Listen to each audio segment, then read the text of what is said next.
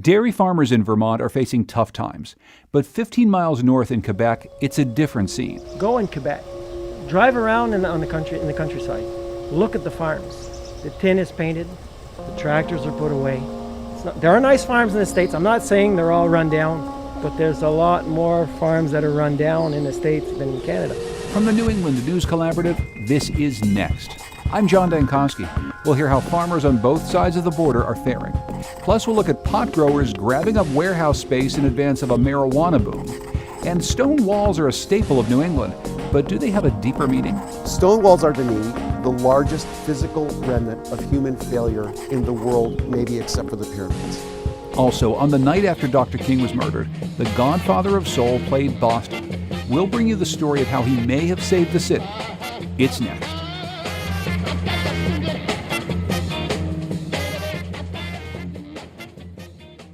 Next is powered by the New England News Collaborative. 8 public media companies coming together to tell the story of a changing region, with support from the Corporation for Public Broadcasting. Almost a year ago, New Hampshire Public Radio's Peter Biello joined us to discuss allegations about mismanaged care at the Manchester VA hospital. In response, then White House Secretary of Veterans Affairs David Shulkin pledged to help. But now Shulkin is out of a job. He says he was fired by President Trump. Shulkin's departure left veterans in Manchester wondering about the future of their care and whether this decision may mean a push toward the privatization of veteran care. Peter Biello joins us once again. Welcome back to Next. John, always happy to talk to you. Well, why don't you take our listeners back to the story that you reported for us some months ago, a story about the Manchester VA. Why don't you just remind us of what exactly is happening? In July of 2017, whistleblowers came forward publicly through an article in the Boston Globe about problems with care at the Manchester VA and also problems with some of the sanitization of the facility. As far as the care goes, essentially there were many patients with certain spine conditions that the whistleblowers alleged were allowed to get worse. So much worse, in fact, that some patients ended up permanently disabled, some of them in wheelchairs and diapers. And also they were alleging that there were flies in the operating room. Some of the surgical equipment wasn't properly sanitized before surgeries. And pictures associated with this just set off a firestorm that really caught a lot of people's attention and ultimately resulted in the removal of 3 of the 4 top officials at the Manchester VA. And then following that, a couple days after the Boston Globe article came out, there was a huge flood at the Manchester VA. 61,000 square feet of the VA was flooded. And since then, they've been trying their best to make progress on both of those issues, the flood and the allegations of mismanaged care. And you say it drew a lot of attention from the public, but also from the VA secretary at the time, David Shulkin. How did he respond to these reports and these allegations? David Shulkin came to the Manchester VA in early August of 2017. He spoke with the whistleblowers. He spoke with those members of the leadership team that he had not removed. And he pledged to provide more money to the Manchester VA, which he did. Some of that money had already been on track to go to the Manchester VA, but some of it was new. And he also set up a task force called the VA New Hampshire Vision 2025 Task Force, which was set up to take a look at what the Manchester VA actually needed going forward to 2025. And that task force has recently wrapped up its work, and we're still awaiting the final version of the report that would spell out its recommendations to what's called the Special Medical Advisory Group in D.C. Were the whistleblowers that you've been in contact with, were they happy with the response from Secretary Shulkin, and what's their reaction been to his ouster in the Trump administration?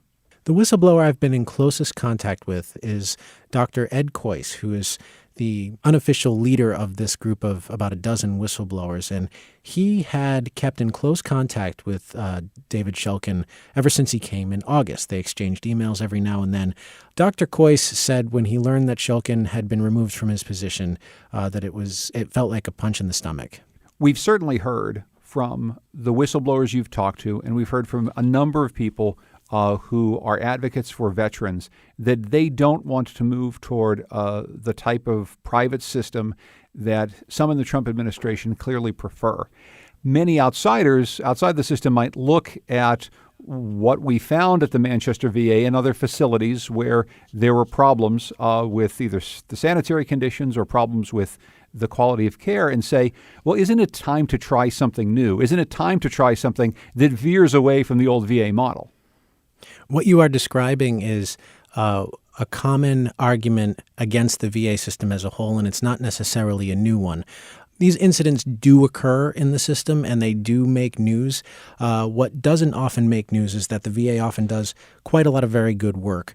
It's hard to talk about one without fairly talking about the other. Is that, yes, there are problems, but there are also things that work really well, and that would be the opposing argument.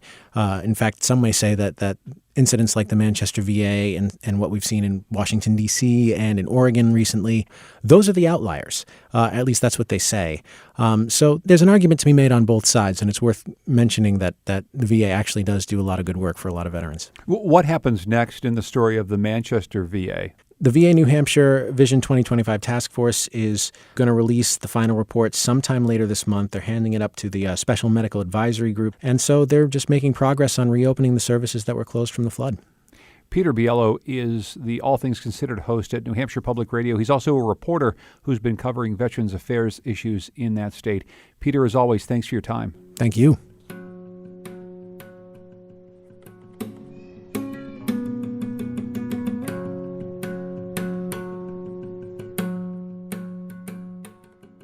Dairy farmers in Vermont are experiencing some of the hardest times in recent memory. The State Agency of Agriculture says 12 farms have gone out of business this year, bringing the number of working dairy farms down to around 750 compared to about 1,100 10 years ago. But across the border in Canada, dairy farms are thriving. The reason is a complex system that regulates the supply of milk and sets the price that farmers receive. VPR's John Dillon went to Quebec recently to learn more about the Canadian system of supply management. It's a short drive from Jacques Rainville's place in Highgate Centre to St. Armand, Quebec. And along the way, Rainville, whose family came from Quebec, points out yet another farm gone fallow. Gone, no cows here. I could have named them all down the road here. We got another one on the corner here. Beautiful farm, nice little family farm, no cows. It's sad to see it happen. Like his father before him, Rainville farmed for over 30 years. He drives a milk truck for work now, but says he's still a farmer at heart. We're visiting Canada with his cousin, Phil Parent, who has a dairy farm in nearby Enosburg, Vermont. As we approach the border with Quebec, Rainville says he thinks the Canadian system, which balances milk supply with consumer demand through production quotas, offers a valuable lesson for Vermont. The buyers react to oversupply because they know we have to get rid of it, and it's a downward spiral. It's going to go down to who can produce it the cheapest in the world. Okay, we got to get our wallets out. We stop for a minute at the Canadian border. Hi. Hello. Hi. Get the window, please. Yeah. And you, sir? Jacques Rainville, Highgate Centre here. And where are you going today? Oh, we're going to the Kaiser farm. Just a few miles down the road, Hans Kaiser and his son milk about 95 cows. A tall silo next to the barn bears the farm's name, Hepatica, for one of the first wildflowers of spring. Hey, got a special visit?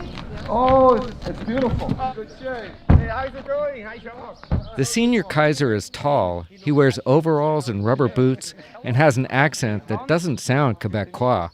He came here from Switzerland in the 1970s. In the barn's milk room are 6 people with strong ties to the land. The Kaisers, 2 other farmers from Quebec, plus Rainville and his cousin. Introductions happen in French and English. The Canadians practically talk over one another as they explain and praise their system of supply management. Here's Hans Kaiser. I came to Canada in 1975. We always had this quota system. So I believe we have the best system in the world. I have no doubt about this. The quotas in Canada can be bought and sold, and they're quite valuable, several $1 million or more for an average farm. The price farmers are paid is also controlled. It's established based on the cost of producing milk on what's deemed to be an economically efficient farm. The system is not financed by the government, although it has led to higher retail prices for milk than in the U.S. And even though the quotas are expensive, banks lend money to buy them. Quebec farmer Gerard Vermont says, why wouldn't they lend? They know you're going to have that revenue. Well, they're going to get paid. The farmers do a rough calculation to compare the price that Canadians receive compared to their Vermont counterparts. It turns out that Quebec farmers are getting the equivalent of $24 for 100 pounds of milk, while a few miles over the border, Vermonter Phil Parent is paid about $14 a hundredweight. The comparison is sobering for Parent. He says the Agrimark Co-op told him recently that milk prices were headed down in 2018. Included in the letter were numbers for a suicide hotline. So how do you feel when you see that? I was a little taken back by that. I know they meant well, but there were 4 farmers in New York that killed themselves. They felt they had no recourse. And something's wrong with this industry. Very wrong. For Jacques Rainville, the crisis also hits close to home. His son took over the farm several years ago when prices were high. He borrowed to buy a herd but couldn't cover his debts when the price plummeted. So he sold his cows to a startup dairy in Canada. And I'm the one end up buying his herd. Philippe Swenin is 39 and says supply management in Quebec allowed him to get a start in farming. We started from nothing. I didn't have nothing. You can ask anybody in here. And today, I bought 2 more farms, and I'm up to 47 cow, and I'm going to be up to 60 cow in the probably next 6 months. Dairy farming is a business that demands attention at least 12 hours a day, 365 days a year. But these 4 Quebec farmers say they can balance their work so they get at least 1 day off a week, plus vacation. Gerard Vermeulen says there's something else he notices about farms in Quebec. This is not nice what I'm going to say, but I think you people need to hear it. Go in Quebec. Drive around in the countryside. Look at the farms. The tin is painted. The tractors are put away. There are nice farms in the States. I'm not saying they're all run down, but there's a lot more farms that are run down in the States than in Canada. As the conversation winds down, Hans Kaiser gives a tour of his barn where about 90 Holsteins lie on bedding or munch their mid-morning meal. The place is astonishingly clean, and Phil Parent notes it's about the same size as his farm in Vermont. Number-wise, we're very similar, but I hate saying that my place isn't as immaculate as his place is. We try to do what we can with what we have, you know. Parent would love to work under a supply management system like his fellow farmers in Quebec enjoy, but that's proved politically impossible in the U.S., where the free market is valued. Congress did recently add $1 billion to help fund an insurance program designed to help farmers when milk prices fall. But Jacques Rainville says it might be easier for Washington to spend a big chunk of taxpayer money than adopt a Canadian system. For the New England News Collaborative, I'm John Dillon. Now on to a different kind of farming. As Maine and Massachusetts move toward full legalization of marijuana, it's creating a bit of a land rush. Cash-rich marijuana growers are snapping up warehouse space in Portland, Maine. But as Fred Bever reports, some would-be growers are moving on from Maine to Massachusetts. A few years ago, Steve Arnold, who owns 2 marinas outside of Portland, had his pick of heated warehouses to lease where he could store clients' boats in the winter. But then medical marijuana growers came knocking. One moved into the 120,000 square foot facility where he was storing close to 200 boats. That's when Arnold learned just how deeply the odor of high-quality pot can work its way into a boat's upholstery. And, you know, on the pontoon boats and some of the fiberglass boats, not a big deal, but some of the bigger boats, like cruisers, 28 feet and above, there was a very strong smell. That created some extra boat cleaning work. It also signaled more substantial changes to come. Arnold says his landlord continued to put a squeeze on the square footage available for boats. One year he came to me and said, hey, I want the back area. I'm going to sublease it to marijuana growers. And I was like, all right, so that was, call it 30,000 of the warehouse. And then the following year, he took another 20,000. So I saw the writing on the wall. Arnold figures the growers could offer twice what he paid for the rented space, so he moved out and built his own boat warehouse. And he's far from alone. These days, if you need industrial space in Greater Portland, good luck. We're out of space. We're down to 1% vacancy now. Justin LaMontagne is a broker at the Dunham Group. In 6 years, he says, the vacancy rate in and around Portland has dropped to 1%, while lease and purchase prices have, in some cases, doubled. I've got conventional businesses and folks that employ hundreds of people that cannot find more space to grow any further or relocate. So it's kind of a critical point right now in the industrial market. Demand from would-be marijuana growers does seem to have eased over the last quarter or two, though. That's partly because lawmakers here have been slow to implement legalized recreational marijuana sales. Legalization, Maine voters approved in 2016. Investors are saying, look, there's no certainty around either your adult use or your medical programs in Maine right now. Hannah King is an attorney with a group called Maine Professionals for Regulating Marijuana. She says some cultivators and their investors recently abandoned Maine and set their sights instead on Massachusetts, where legalization is on a faster track. Massachusetts has essentially finalized their regulatory regime. They're planning on first sales July of 2018. And while we'd like to participate in Maine's market, we want certainty. And Massachusetts brokers do see interest emerging.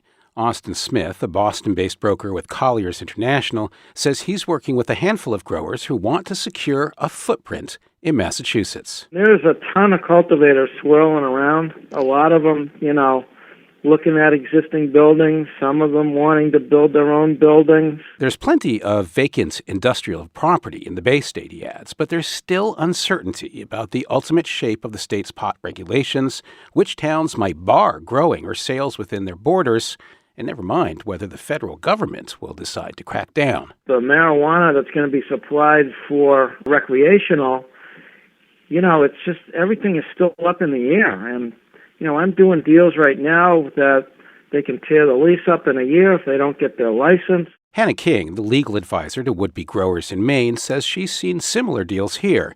And she says the Maine legislature is taking steps to expand the medical marijuana market. That could justify some new investment in cultivation here. And she says her phone is actually ringing again. For the New England News Collaborative, I'm Fred Bever in Portland, Maine.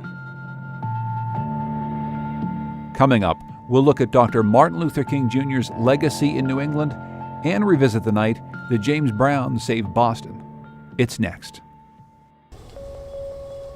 Next is made possible in part by our founding supporters who believe in the power of collaborative news coverage, including the Common Sense Fund, supporting the New England News Collaborative in its coverage of climate change and global warming.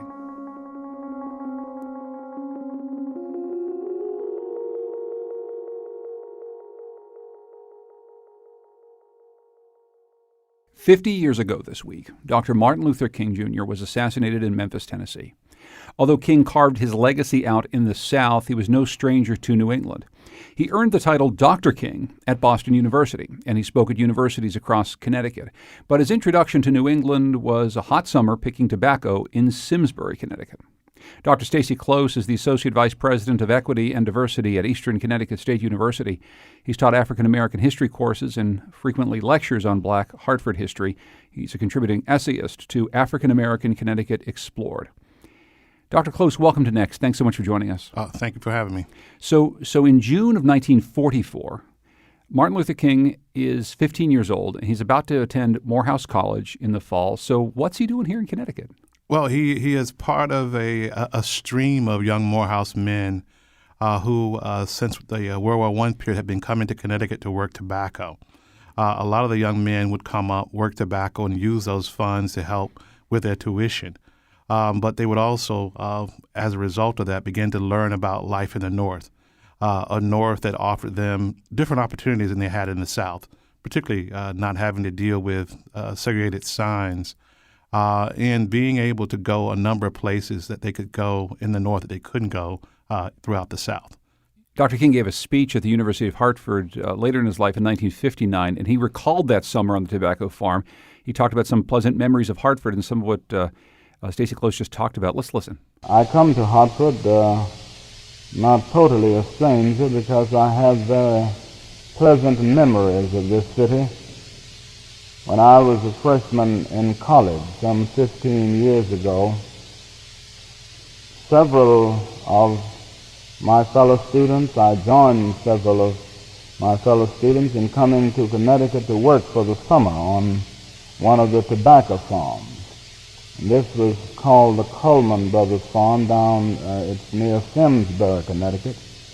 And all week long we would work very hard, and the sun was very hot, and it was always a big relief for the weekend to come around when we could come to Hartford.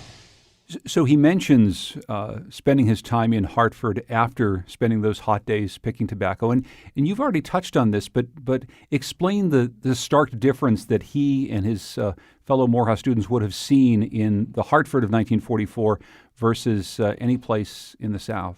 Well, I'll start first with just the train ride north. Once you cross the Mason-Dixon line, the veil of racism in terms of the separation of blacks and whites is lifted. On that return back, that same veil as far as rail cars returns once again. And that's something that every youngster who is from Morehouse College and who is from the South will remember.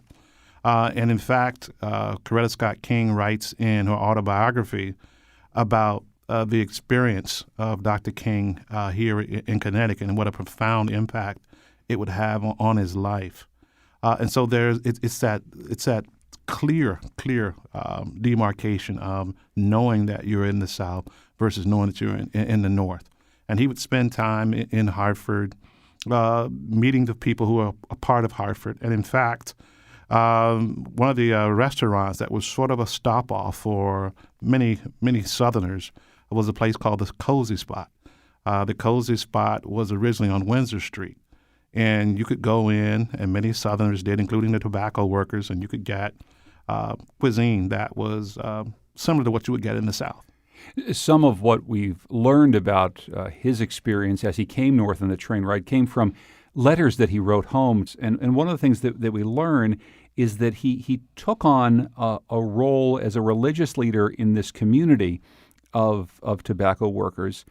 He actually writes that his decision to join the ministry came about in the summer of 1944 when he writes, "I felt an inescapable urge to serve society." Mm-hmm. That's very interesting. So he was drawn to the ministry in part because of his work in Connecticut. Yeah, he's actually busy teaching Sunday school for the other tobacco workers, and they're sharing in song, they're sharing in stories from the Bible and lessons from the Bible, and he is a part of that. And then they will also go and enjoy the service at the local Congregational Church in Simsbury. And occasionally, some of the tobacco workers would also find their way to Hartford, to churches like Shiloh Baptist Church. I want to listen to a little bit more of that 1959 lecture at the University of Hartford. And in this clip, he talks a bit about some of the political attitudes that he experienced while he was up north. What I find in northern communities is a sort of quasi-liberalism which is based on the principle of looking sympathetically at all sides. And it gets so involved in looking at all sides that it doesn't get committed to either side. It is a liberalism.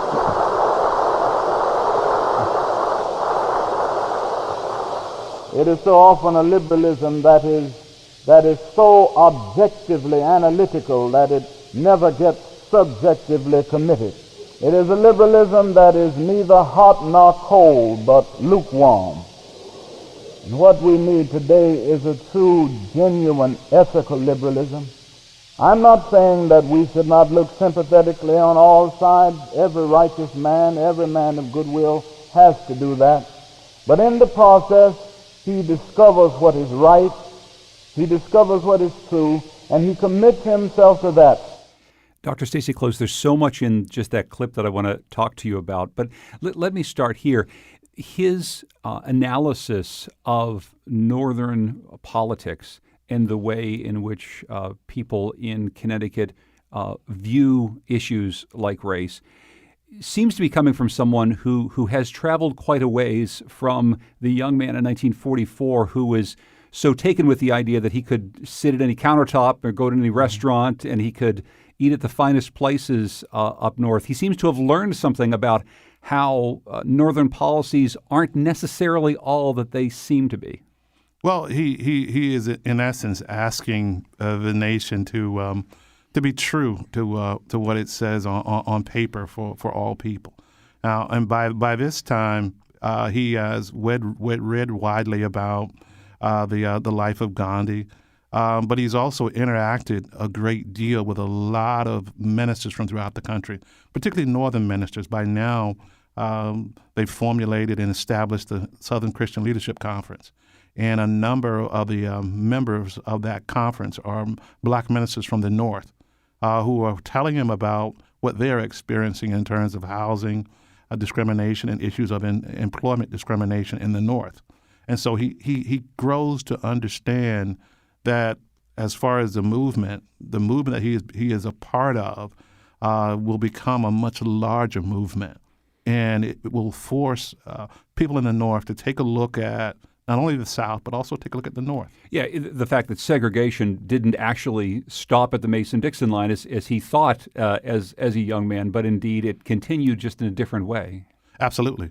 If you looked at issues of redlining, if you looked at issues of employment, there were issues that plagued particularly people in the north end of Hartford. A last thing for you, you mentioned that he stayed in touch with a number of black ministers from the North, but he made a very close friend with one in Hartford. Can you tell us about that relationship? Well, one of the members he had a very close friendship with in Hartford was Reverend Richard Battles, who became pastor of Mount Olive Baptist Church in 1960. Battles had come up from Arkansas, and he brought with him this charismatic preaching style, and he also became someone who deeply, deeply embraced the civil rights struggle. And he also would encourage and bring Dr. King to Hartford on a number of occasions. One of the more interesting times was in 1962 when Dr. King came to Hartford to speak, but he didn't come alone. He was on a speaking circuit during that time with legendary singer Mahalia Jackson. And so he spoke and talked about the civil rights struggle, particularly what was going on in Albany. But he also talked about some of the issues that were plaguing the North. And then Mahalia Jackson at the Bushnell gave the audience some of her best renditions of songs that people knew in 1962. But he would also come back in 64, invited again by Reverend Battles, this time to deal with the problem of housing.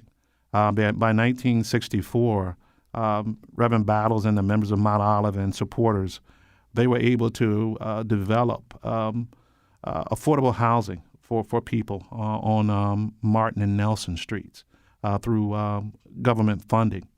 And he would return again in 1967 for a ceremony honoring the work of Reverend Battles. And many times these were fundraising ventures, but it was also an opportunity for him to speak to the North as well. Mm-hmm. Dr. Stacy Close is Associate Vice President of Equity and Diversity at Eastern Connecticut State University. He's a contributing essayist to African American Connecticut Explored, and he joined us here to talk about the legacy of Dr. Martin Luther King Jr. in New England. Dr. Close, thanks so much for joining us. I appreciate it. Thank you very much. On the night after Dr. King was assassinated, James Brown was scheduled to play a show at Boston Garden. Cities around the country were on edge, and Boston was bracing for riots. 14,000 young people were planning to show up at this James Brown show, and canceling was not an option. So the young mayor at the time, Kevin White, worked out a deal with a local TV station, WGBH, to broadcast James Brown live to keep residents at home. And the plan worked. James Brown is credited with saving the city that night. We called up James Sullivan, author of The Hardest Working Man, How James Brown Saved the Soul of America, to get the full story. James Sullivan, welcome to Next. Thanks for having me, John. So why don't you set the scene for us? Dr. King, of course, had been assassinated the day before. There are nerves across the country, but certainly in Boston. Tell us a bit about what's happening leading up to the show. So the new mayor, as you mentioned, the new mayor's administration was in a panic, as a lot of government officials were across the country, because they were worried about how to keep distraught citizens calm in the aftermath of King's assassination. So at first, the James Brown concert at the Garden was sort of the last thing on the minds of Kevin White and his administration. But it was brought to his attention by a couple of people, notably a well-known local Boston soul DJ who talked to the city councilor, Tom Atkins, and they both went to the mayor's office and said, you know, you might have an additional problem on your hands if, as the Boston Garden has decided to cancel this concert. If that happens, you're going to have thousands of kids who would otherwise have had a distraction, and they're going to be turned away and have to go home. And so, the White administration suddenly was dealing with this situation. Well, we might be actually sort of adding fuel to the fire by canceling this show. Some heads were put together, and the idea came about that, hey, maybe we can do something about this. Maybe we can convince Mr. Brown to continue on with the show. No one seems to recall exactly who came up with the idea, but someone did suggest, let's talk to GBH and see if they can sort of on extremely short notice, make this concert happen and also broadcast it live so that the mayor, as he in fact did, could announce to the city, you know what, let's stay off the streets, let's have everybody stay home and watch the concert and celebrate Dr. King's memory that way rather than being out on the streets. Did it work? Did people stay home? Because in watching the concert, there's certainly some people in attendance. There were not that many people in attendance, actually. So what happened was, obviously, they could have, James Brown could have and would have drawn 12 or 14,000 people to the Garden. His most pressing concern when he first started having this conversation about having the show be broadcast was, how am I going to get paid? If you put this show on TV, a lot of people aren't going to come that otherwise might have come, which is in fact what happened. By most accounts, there were only about 2,000 people in attendance. But what happened was the Kevin White's administration, made an arrangement, cut a deal with some of the institutional leaders around the city who were sort of unofficially known as the Vault. He asked them to cut a check for James Brown so that the money that Mr. Brown would have made from doing this show and selling it out would be made up. Apparently, the city promised James Brown very quietly that they would pay him $60,000 to do the show, and whether or not he actually got paid, that is another point of fact that no one seems to know the answer to this day. Let's listen to a little bit of this WGBH recording. James Brown is talking to the crowd before the show, and he's trying to keep on the message for the night. First, and another thing I'd like to say, the city asked everybody to stay home, and the people that want to come out, so we're still going to have a good time. Everything going to go down. You're going to hear everything that you want to hear. I can't stand myself. Please try me. Everything. But now, I think we've been able to get the show taped, so when the show is over, look, I want you to go to school and get yourself together so tomorrow you have a better chance than we've had in the past. And when the show is over, go home and catch the show again. Okay? The stay-in-school message was really something that he had been pressing for the last few years before Dr. King was killed. You stay in school, you earn yourself an education, you earn yourself a living, you too can make money and be independent and free like I am. Let's listen to another clip from the speech that James Brown gives before the concert starts. Now, the point I'm trying to make is this show is being sponsored through the courtesy of Boston. Boston is paying, the city is paying for this. You have Mr. Tom Atkins and the Honorable Mayor White to be thankful for doing this, because they made a decision. They're spending a lot of money for the city, I'll tell you that. So give them another big round of applause, ladies and gentlemen. He makes sure to call out the young mayor, Kevin White. At some point, he calls him a swinging cat. Right. when he introduces them. But the thing that's so interesting about this is for as big as James Brown was in 1968, Kevin White didn't really know who James Brown was before this night. Right. James Brown, by 1968, had lots of, top 40 hits. But on the other hand, they were mostly known to sort of college age and teenagers. A man, even a young mayor like Kevin White, was just old enough that he was not necessarily in touch with what was on the pop charts. And the funny story goes that when he was first informed that James Brown was playing at the Boston Garden the night after Dr. King was killed, Kevin White's first reaction was, "Do you mean Jim Brown, the football player, who was a pro football player at the time?" But this concert, I think it's grown in stature over the years.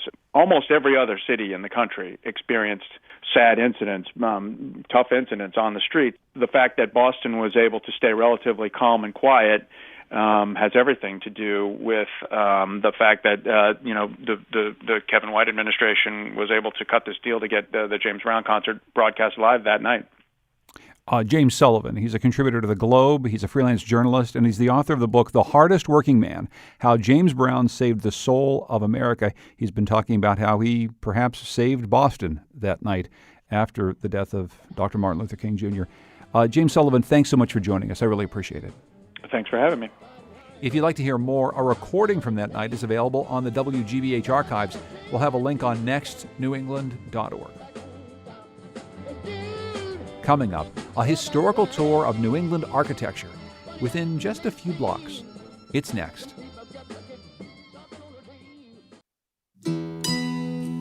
Next is made possible in part by our founding supporters who believe in the power of collaborative news coverage, including the John Merck Fund, supporting the New England News Collaborative in its coverage of climate and clean energy.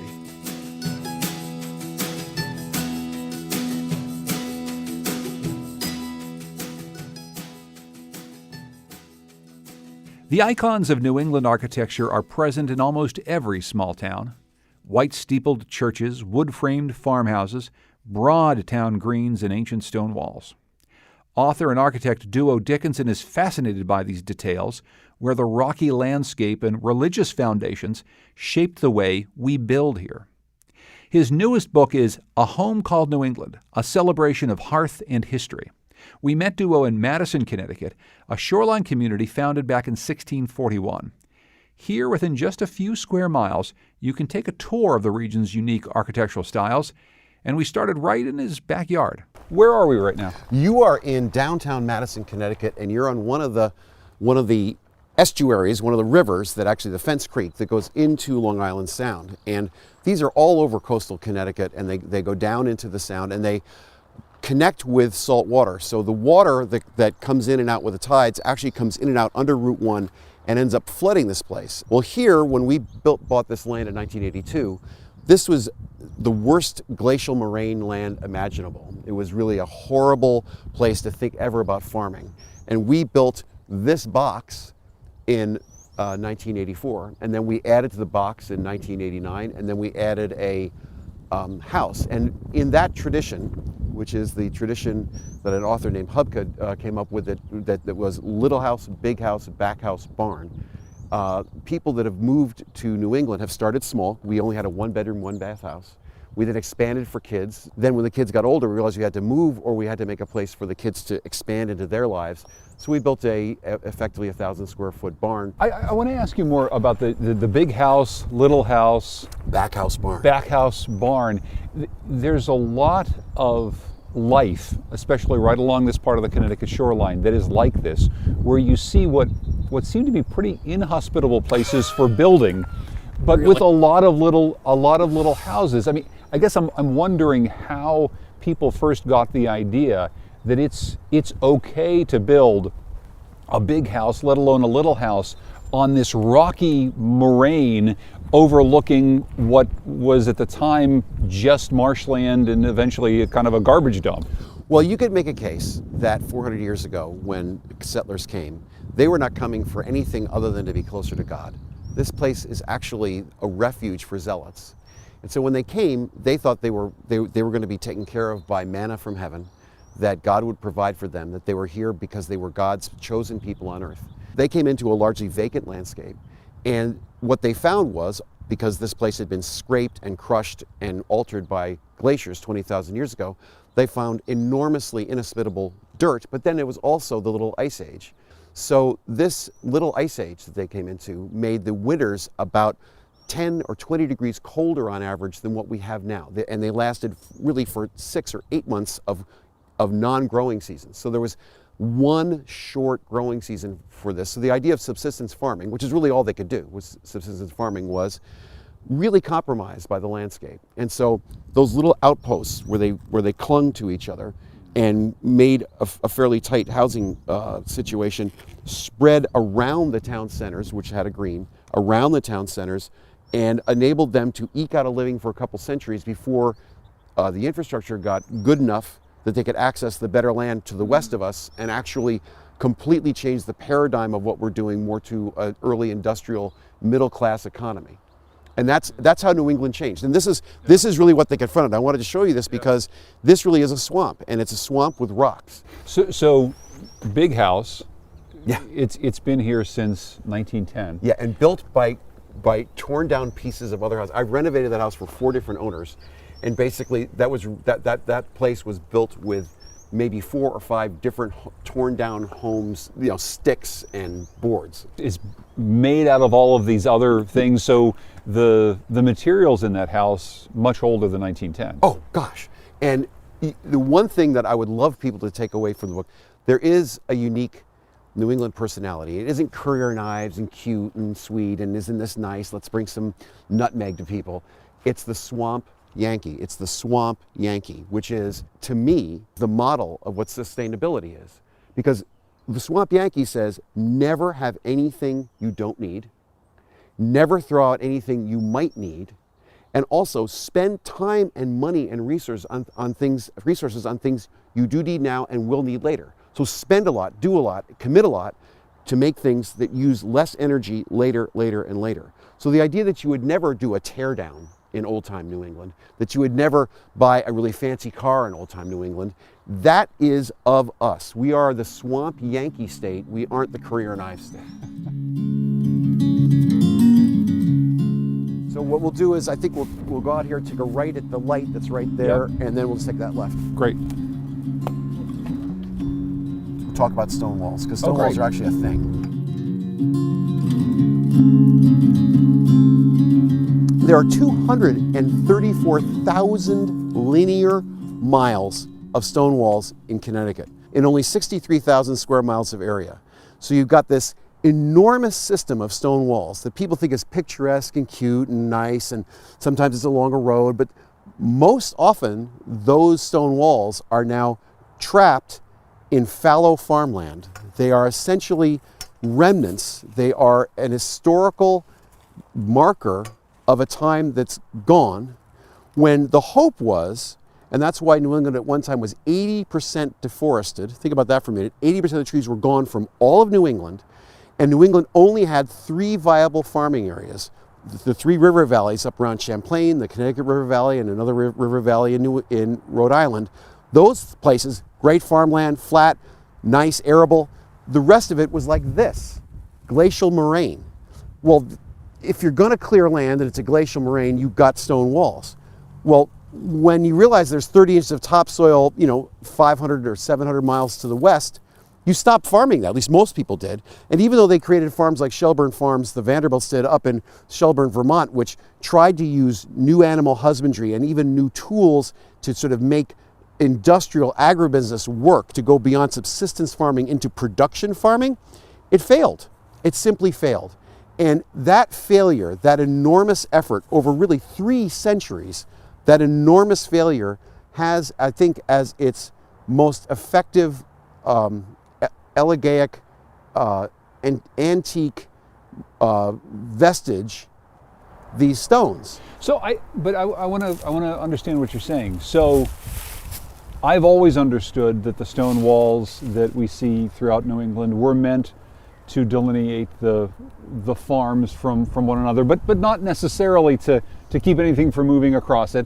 And we see them in now heavily forested woods because everything was deforested. It was pastures, and now the stone walls are there. But you're saying that this enormous amount of effort is a remnant of a type of failure of trying to do something that you learned you just couldn't do over centuries? Stone walls are, to me, the largest physical remnant of human failure in the world, maybe except for the pyramids. It's the single largest complex of embodied human energy that it now serves literally no purpose. But there are also so many beautiful details. Oh my gosh! In let's just say many of the homes that you've shown us so far today, the churches, New England architecture is filled with detail that really is nothing more than purely decorative if you get right down to it, and in some cases hasn't held up all that terribly well. How are stone walls any different? Stone walls are different because they were, I think, I know that they were necessary. You had to get rid of the stones to grow stuff. So there wasn't an option of making something beautiful, you just made something. Amazing stone walls that were done mostly because it wasn't enough to simply take the rocks and mound them. They actually said, well, let's make them so they last for a very long time. So they interlocked them, they battered them, they gave them a real base so that even though the ground came and went because of freeze-thaw, they wouldn't fall apart. They'd be stout and stable. And they ended up making what you call a marker into a feature, an architectural feature, because you would actually be having cleared land and seeing this edge, and you wanted to look at something, this is my impression, that you felt good about. You put all this time into getting the stuff to a place, you might as well have it not look like a rock pile. You wanted it to feel like it was something you and your predecessors and your successors have made over time that was embodied your hopes and plans and future desires for your legacy. My take is that forgetting about the abstraction of the walls, the surfaces, the light, the crenellations, the ad hoc and yet organized quality of the walls, and the undulation and the linearity and all the things that make contrast and all the rest, I believe that you feel the humanity of this without knowing it.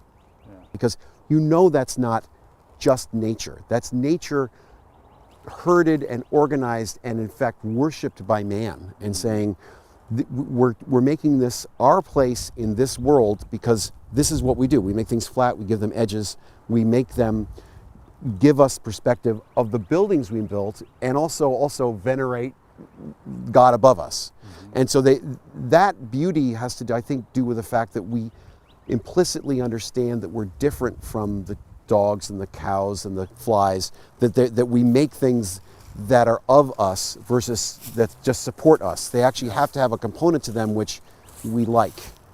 So that's just me. And I do honestly think that because New England's been around for 400 years, the one natural element here, which I don't think is anywhere else in the country, and no one's contradicted me when I say this, the one natural element which is inescapable, and I think actually is empowering, it's also humbling, is that there's not a day that anybody who lives here in New England has that they don't essentially touch and live among history.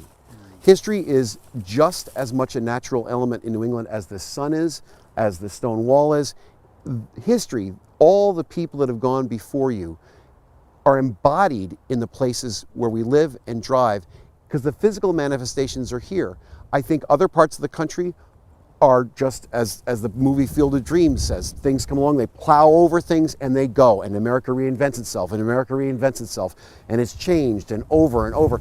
Well, I think New England builds upon itself. I think it actually has that deep history that I think allows it to have a certain cultural characteristic which is unprecedented anywhere in America. That is part of the New England ethic, where we have our feet on the ground, we know where the rocks are, we're here, and we will work to make things happen here. We're not going to wipe it clean. And that's why I think New England is unique.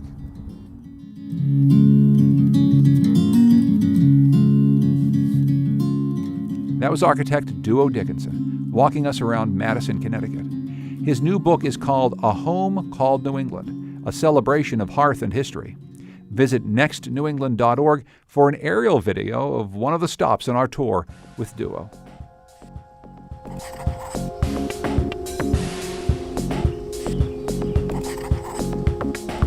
The executive producer of Next is Katie Tolarski. Production help this week from Ryan Caron King, Lily Tyson, and Ali Oshinsky.